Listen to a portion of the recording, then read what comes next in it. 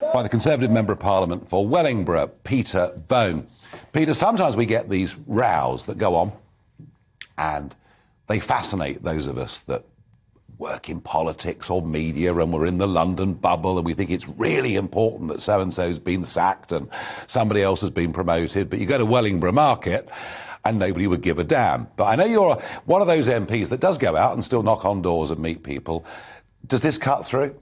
I don't know yet, because last week when we were out campaigning, we go out every Saturday morning to talk to people and campaign. It wasn't an issue.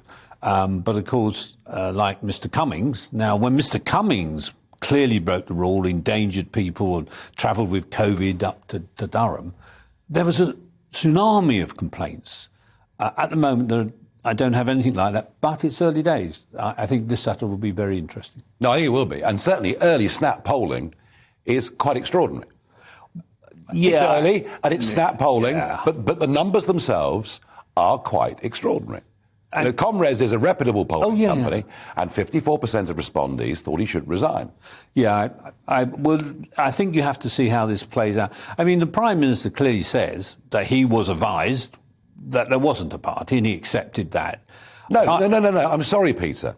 He definitively said last week in the House of Commons, and at the start of his statement today, there was no party, and then starts to wheedle in a different direction. But what I thought Sir Keir Starmer missed the point. He should have said, who advised you, Prime Minister? And then we'd have known where this was going. Now, if there's an investigation and people... I mean, there might well have been stupid spads who had a party who think they're above everything else, and they need to be dealt with. But I think we've got to get to the bottom of that. I think the more serious problem for the government is what's been announced only in the last hour or so about COVID. Well, they think that's their way out. I mean, that's why he's done it, isn't it? This is all a big distraction. Well, I asked, an hour or a few hours ago when we thought this was going to happen, I asked some colleagues, and I am absolutely sure that it was actually something that was going to happen today. But the farce of it, of course, it hasn't been announced by a news conference with a statement in the House of Commons, which the government's forced to make. We should have a statement in the House of Commons. The Commons should debate the things and decide whether this is going to happen. We're not actually going to decide on this until next Tuesday. I mean, that's absurd. No, it is. And Peter, he's not doing a very good job as leader, is he? Well, I listened to your piece, Nigel, and I saw where you were coming from at the beginning, but I disagree look, Boris is popular, certainly in my constituency. He took over a dysfunctional parliament. He won an election. He delivered Brexit. He had to deal with COVID, which he kept the spirits of the nation up. We got the first vaccination in the world, saved millions of lives. The economy's doing well, and we're now, at long last, dealing with small votes. And today, the bill... Oh, really? The bill went through the House of Commons. We will look forward to that. No, come on. Let's give him a chance.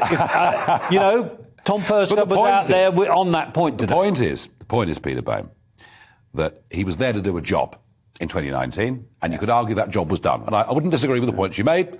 The party was in all sorts of a state, split, in real trouble, and he did all of those things. But he's no use to you now, is he? Well, I'm not sure about that at all. In fact, I think Boris... I think Boris is doing a good job, and I think he can continue to do it. I think there are people plotting against him. I'm absolutely sure of that. I'm certain of that, and that happens in politics. Peter Bone, thank you. We're going to see you later on in the programme.